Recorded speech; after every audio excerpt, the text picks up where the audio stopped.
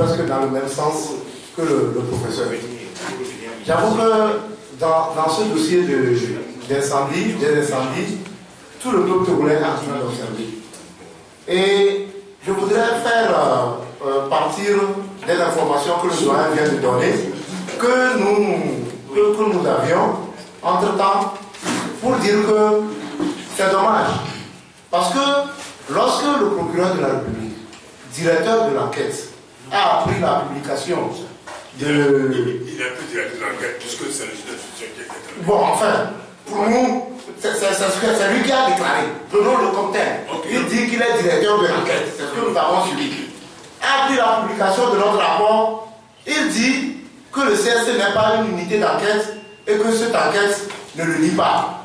Moi, je pense que tout le peuple togolais doit se sentir concerné. Et lorsque le juge d'instruction affirme que ce rapport est fait à titre de simple renseignement, à titre de simple information, je pense que c'est l'indignation totale.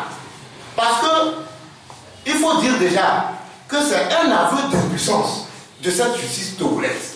La justice togolaise, à travers la voix du procureur de la République et du juge d'instruction, a avoué son impuissance à pouvoir écouter ceux qui ont été cités dans le rapport du CSC pour être écoutés. Parce qu'il s'agit de dénonciation de criminels. Et à partir de cet aveu d'impuissance, couplé au rapport du ACDH, qui constate que la justice togolaise est indépendante, est aux ordres, je pense que ici, on n'a qu'une seule voie. L'enquête internationale. Il faut que l'enquête internationale vienne situer et départager, situer les Togolais, l'opinion nationale et internationale, sur les vrais auteurs de ces incendies criminels. Je crois qu'il n'y a rien de plus. Les Nations Unies, le ACDH est une institution des Nations Unies. Les Nations Unies ont reconnu que la justice togolaise, c'est une justice qui est aux ordres. Et à partir du moment où les Nations Unies ont pu elles-mêmes reconnaître que la justice togolaise, c'est une justice qui est aux ordres, et que c'est cette justice qui est en train d'enquêter sur les incendies, et je pense que, eh bien, la conclusion est claire, c'est que cette enquête ne peut pas être menée à charge et à décharge. Et à partir de ce moment, il faut l'ouverture d'une enquête internationale pour situer l'opinion.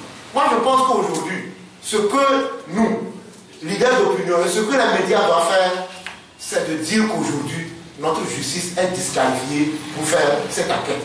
Et je crois qu'il est temps que la justice soit seulement une justice de 2 poids 2 mesures.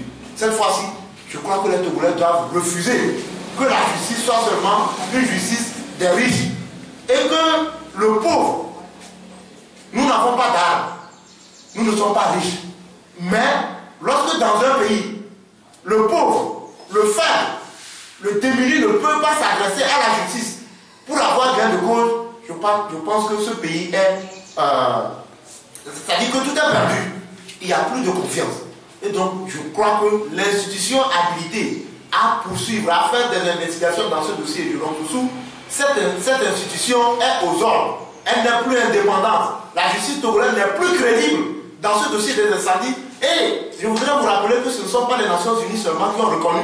Il y a eu la conférence des évêques qui a sorti un message et qui a dit tellement qu'aujourd'hui, il y a une grande méfiance et que les justiciables n'ont pas une crédibilité en leur justice.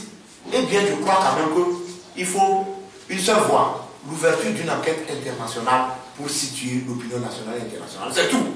Un procès qui sera organisé par cette justice à cet état, ce sera un procès de Nuremberg, le procès des riches contre les faibles.